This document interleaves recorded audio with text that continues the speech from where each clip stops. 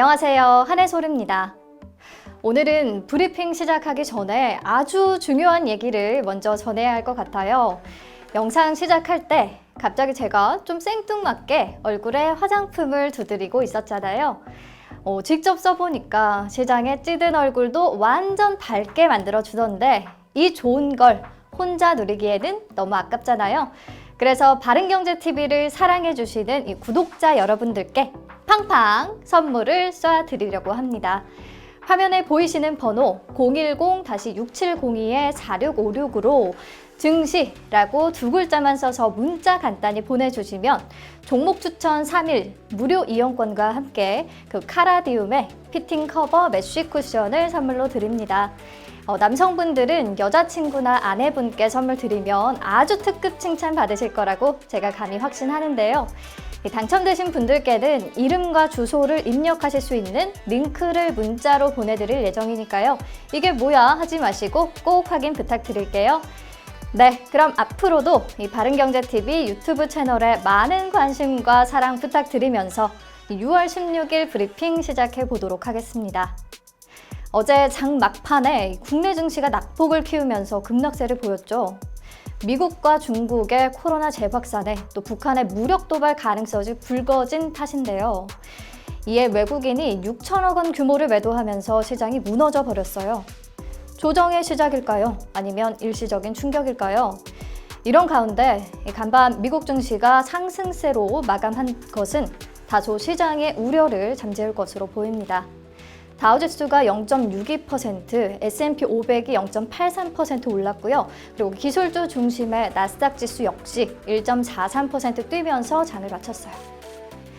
뉴욕 증시도 장 초반에는 2% 가까이 추락을 했었는데 연준의 말 한마디에 상승세로 전환을 했습니다.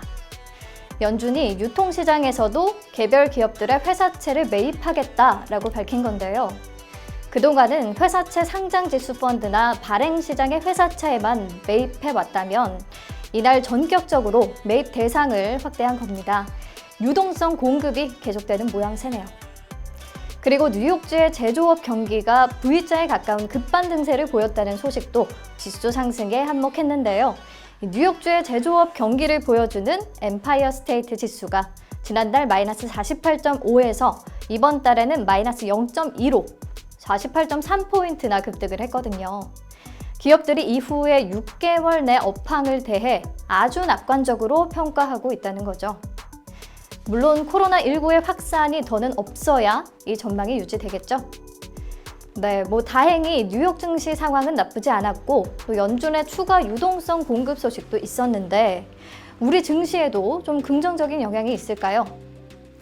네, 오늘 국내 증시도 다행히 시원하게 올라줍니다. 어제 낙폭이 컸던 만큼 되돌림 장세가 나타나고 있는데요. 외국인과 기관 수급이 다시 유입된 것을 보니까 그나마 좀 안심이 됩니다. 종목별로는 셀트리온이 휴마시스와 파트너십을 맺고 또 휴마시스의 항체 신속 진단 키트를 해외 시장에 공급한다는 소식에 휴마시스가 상한가까지 급등했고요. 두산인프라코어는 두산그룹이 매각을 추진한다는 소식에 가격 제한폭까지 올랐습니다. 현대바이오는 대주주인 CM팜이 무고통 항암제로 개발한 폴리탁셀이 코로나19 치료제로 사용될 수 있다는 연구 결과에 강세를 보였고요. 일양약품은 코로나19 치료 후보물질인 슈펙트가 러시아에서 임상 3상에 착수했다는 소식에 밀어 올렸습니다. ABL바이오는 SK바이오팜의 국내 상장을 계기로 관심이 커질 수 있다는 분석이 나왔고요. 최근 파킨슨 같은 뇌질환 치료에 쓰이는 이중항체 플랫폼 기술에 대해 글로벌 상위 제약사와 기술 이전을 논의 중이라는 부분도 주목을 받으면서 오늘 급등세가 나타났습니다. LG화학은 세계 전기차 배터리 시장 올해 누적 판매도 1위를 기록했고요. 이에 국내 배터리 3사에 대한 관심이 더욱 높아졌습니다. 네, 오늘 키워드는 많은 이들의 좀 궁금증을 속 시원하게 풀어드리고자 선정해봤어요. SK바이오팜, 공모주는 어떻게 사나? SK바이오팜의 상장 이슈로 이 SK그룹주들 폭락장에서도 끄떡없이 상한가를 기록했죠. 오늘도 SK증권과 SK우선주 날아갑니다. 도대체 SK바이오팜이 어떤 회사이길래 이렇게까지 난리일까요? SK바이오팜은 2011년에 SK생명과학 부분이 이 물적 분할하면서 설립된 기업입니다. 사실 떡잎부터 달랐어요. 당시에 국내 대부분의 제약사들은 천진 제약사들의 복제약을 들여다 파는 것을 주력으로 했는데 이 SK바이오팜은 오직 신약 개발을 목적으로 설립된 회사였거든요. 이 신약 개발이 얼마나 어려운 일인지는 굳이 설명하지 않아도 다들 아시죠? 복제약과 달리 임상 절차도 더 까다롭고 오래 걸리고 또 뭐 그렇잖아요. 그런데 작년부터 그동안의 피땀 눈물이 보상을 받기 시작했습니다. 자체 개발한 기명증 치료제 수노시가 작년 3월 이 FDA의 시판 허가를 받아냈고요. 그리고 올해 1월에는 유럽에서도 시판 허가를 받았습니다. 이어서 작년 11월에는 뇌전증 신약인 엑스코프리가 미 FDA로부터 품목 허가를 받았는데요. 미 FDA로부터 승인을 받아냈다는 사실 자체도 대단하지만 그보다 더 엄청난 것은 이 후보물질 발굴부터 임상시험 그리고 FDA 신청과 승인까지 파트너십 체결 없이 독자적으로 해낸 것이 이 엑스코프리가 국내 최초라는 사실입니다. 지난달부터 미국에서 판매가 시작됐는데 이 엑스코프리에 거는 기대가 클 수밖에 없는 이유가 미국이 글로벌 뇌전증 치료제 시장의 60%를 차지하고 있고요. 연평균 3.4%의 성장률을 보이며 잠재력도 굉장히 높아요. 그래서 SK바이오팜의 가치를 다들 높게 평가하고 있는 거죠. 대부분의 증권사들이 신약 가치와 이 준비 중인 파이프라인을 고려해서 적정 시가총액을 5조 원대로 잡고 있습니다. 자, 이렇게 미국에서 판매가 가능한 신약을 개발할 정도의 능력을 이미 보유하고 있는 회사라는 점에서 이 상장에 대한 기대감을 한 몸에 받고 있는 건데요.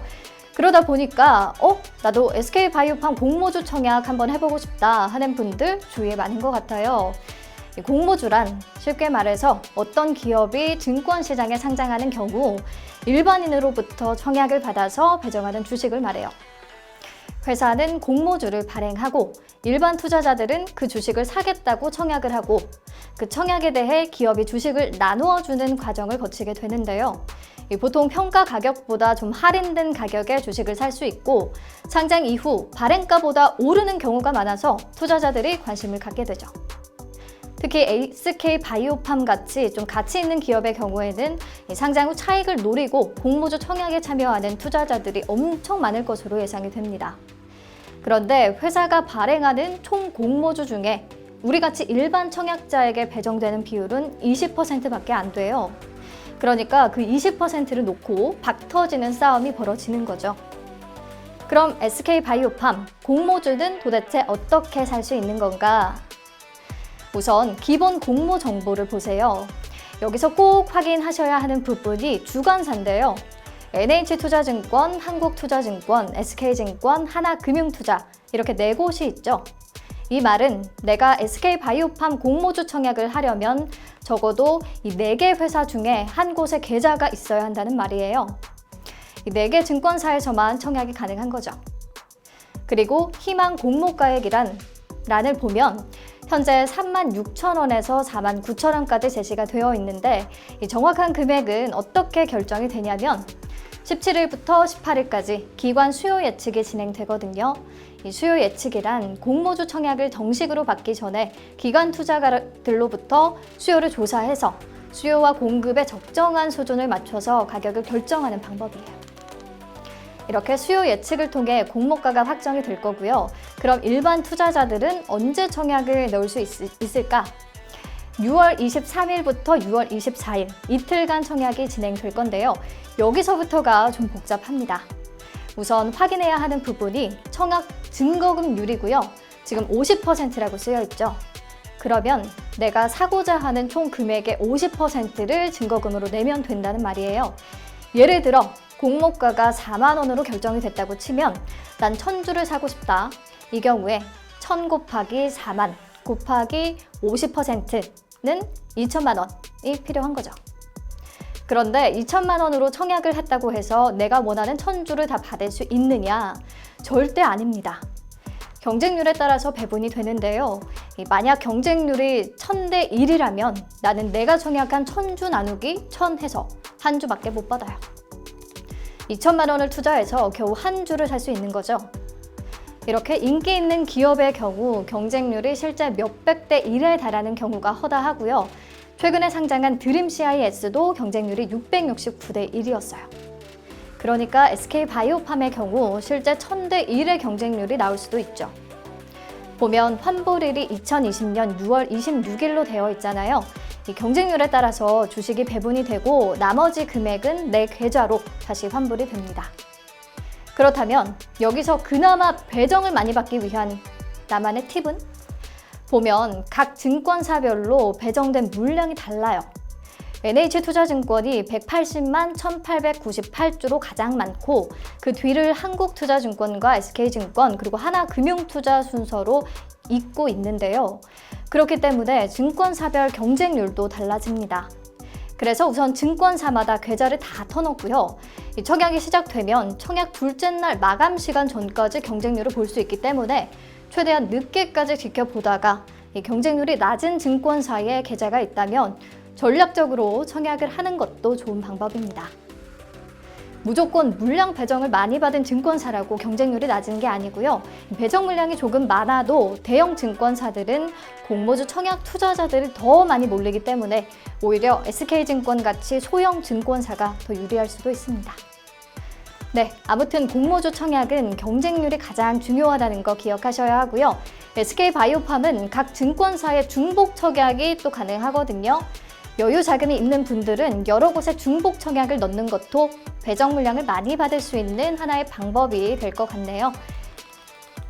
자, 이렇게 공모주 배정을 받았다면 매도 타이밍을 잡는 것도 중요하겠죠. 물론 충분한 가치가 있는 기업이라면 장기 투자를 목적으로 하는 분들도 많겠지만 일반적으로 공모주는 상장 당일에 거래량이 가장 많고 또 주가 상승폭이 굉장히 크거든요. 그래서 상장 첫날 매도하는 게 일반적이에요. 상장일은 7월 2일 기억해 두시고요. 상장 첫날 시초가는 어떻게 결정이 되냐면 공모가의 90에서 200% 범위 내에서 형성이 되는데 이 경쟁률이 매우 높은 종목이라면 시초가가 공모가의 200%에서 결정되는 경우도 있기 때문에요. 시초가에 파는 것도 괜찮은 방법입니다. 오늘 공모주 청약 방법 배워봤으니까 하반기에 또 다른 종목 노려볼 것들이 있을까 궁금하실 것 같아서 주요 공모주 청약 일정 그림으로 안내 드릴게요. 기대되는 기업이 또 빅히트 엔터테인먼트와 카카오뱅크가 있네요. 잘 준비해보시고 공모주 투자 원칙도 다시 한번 확인해 보시면 좋을 것 같습니다. 네, 오늘 내용 꼭 좀 도움 되셨으면 좋겠네요. 오늘 브리핑은 여기서 마칠게요. 내일 다시 만나요.